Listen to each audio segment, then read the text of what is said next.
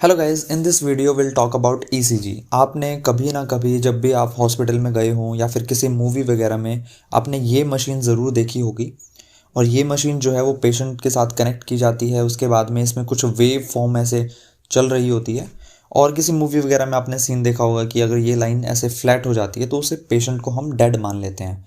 सो इस वीडियो के अंदर हम इसी मशीन की फंक्शनिंग को देखेंगे और ये जो वेव्स होती हैं वो क्या रिप्रेजेंट करती हैं।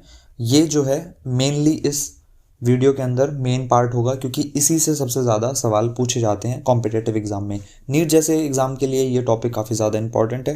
तो चलो पढ़ते हैं। इससे पहले ईसीजी की दो फुल फॉर्म बनती हैं, which is electrocardiograph and electrocardiogram.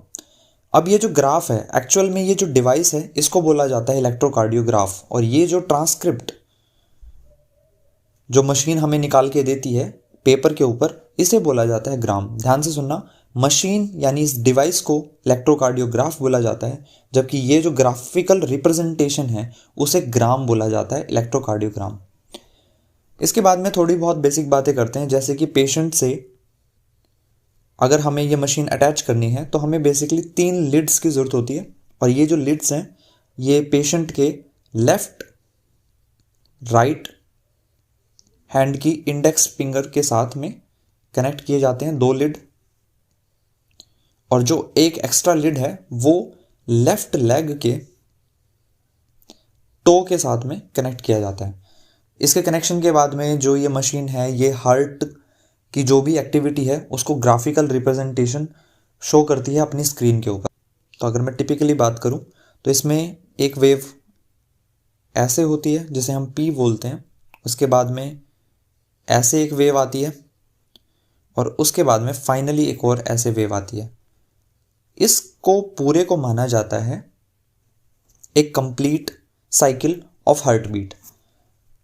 इनकी अलग अलग नेमिंग है, जैसे इसकी नेमिंग है पी, इसकी नेमिंग है क्यू आर एस, एंड ये जो है ये है टी।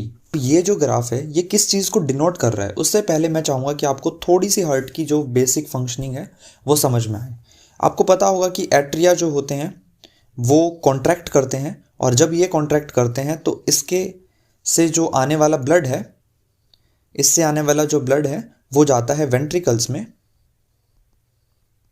और वेंट्रिकल्स फिर कॉन्ट्रैक्ट करते हैं और ये जो ब्लड पहुंचाते हैं बॉडी के पास। ये जाहिर बात है एट्रिया और वेंट्रिकल जब कॉन्ट्रैक्ट करते हैं तो उसके बाद में ये रिलैक्स भी होते होंगे। तो एट्रिया का कॉन्ट्रैक्शन जो है वो मेनली कहलाता है डीपोलराइजेशन। वेंट्रिकल का कॉन्ट्रैक्शन में कहलाता है डीपोलराइजेशन ऑफ वेंट्रिकल, और इनका रिलैक्सेशन कहलाता है रीपोलराइजेशन। ये दोनों ही नाम आपके लिए इंपॉर्टेंट है। रीपोलराइजेशन मतलब है रिलैक्सेशन। मेडिकल टर्मिनोलॉजी में इनको और भी 2 तरीके से जाना जाता है, जैसे कि एट्रिया का कॉन्ट्रैक्शन यानी डीपोलराइजेशन ऑफ एट्रिया, इसको हम बोलते हैं सिस्टोल, एट्रियल सिस्टोल। वेंट्रिकल का डीपोलराइजेशन यानी वेंट्रिकल का कॉन्ट्रैक्शन, इसको बोला जाता है वेंट्रिकल सिस्टोल। और रिलैक्सेशन के लिए जो वर्ड यूज किया जाता है वो है डायस्टोल। ये तीनों ही टर्मिनोलॉजी आपको अच्छे से पता होनी चाहिए। तो चलो अब बात करते हैं बेसिक, ये जो वेव्स हैं ये क्या शो करती हैं। तो जब ये पी वेव आती है इसका मतलब है कि ये जो पोर्शन है ये हमें डिनोट करके बताता है कि अब जो एट्रिया है वो डीपोलराइज हो चुका है, यानी एट्रिया जो है वो कॉन्ट्रैक्ट हो चुका है। इसके थोड़े देर बाद में क्यू आर एस ये वेव आती है, और ये जो वेव है ये हमें बताती है कि वेंट्रिकल जो है वो कॉन्ट्रैक्ट हो चुका है, यानी डीपोलराइज हो चुका है। इसके बाद में ये जो टी वेव है ये बेसिकली हमें बताती है कि वेंट्रिकल जो है अब वो रिलैक्स हो गया है। रिलैक्स का मतलब यहां पे है रीपोलराइजेशन। इस ग्राफ के अंदर एट्रिया का रिलैक्सेशन जो है वो शो नहीं होता। जो 3 चीज़ें यहाँ पे शो होती हैं वो होती है एट्रिया का डीपोलराइजेशन यानी एट्रिया का कॉन्ट्रैक्शन, उसके बाद में वेंट्रिकल कॉन्ट्रैक्ट करता है, वेंट्रिकल डीपोलराइजेशन, उसके बाद में ये जो टी वेव है ये हमें बताती है कि वेंट्रिकल का रिलैक्सेशन यानी repolarisation. Exam point of view से ये सबसे ज़्यादा इम्पॉर्टेंट है। कुछ बातें ऐसी हैं जैसे कि हम QRS वेव को काउंट कर कर हार्ट बीट बता सकते हैं उस पर्सन की।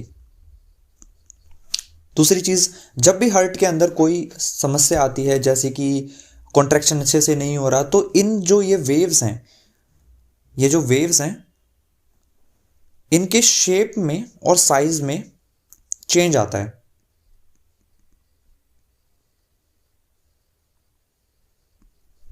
मान लो अगर QRS वेव कुछ ज़्यादा ही नॉर्मल से कुछ ज़्यादा ही बड़ी आ रही है, इसका मतलब है कि वेंट्रिकल जो है वो ज़्यादा प्रेशर के साथ कॉन्ट्रैक्ट हो रहा है, यानी वेंट्रिकल का जो सिस्टोलिक प्रेशर है वो ज़्यादा है, प्रेशर जो है वो ज़्यादा है। इनके बीच में आपस में डिले होना, यानी ये जो पर्टिकुलर स्पेस है, अगर ये ज़रूरत से ज़्यादा है तो ये चीज़ ये बात को शो करती है कि एट्रिया के कॉन्ट्रैक्शन में और वेंट्रिकल के कॉन्ट्रैक्शन के अंदर काफ़ी लंबा टाइम गैप है। तो आई होप आपको ये सारी चीज़ें समझ में आई हो। एग्ज़ाम पॉइंट ऑफ व्यू से कौन सी वेव क्या रिप्रेजेंट करती है, ये सबसे ज़्यादा इंपॉर्टेंट है। Thank you so much.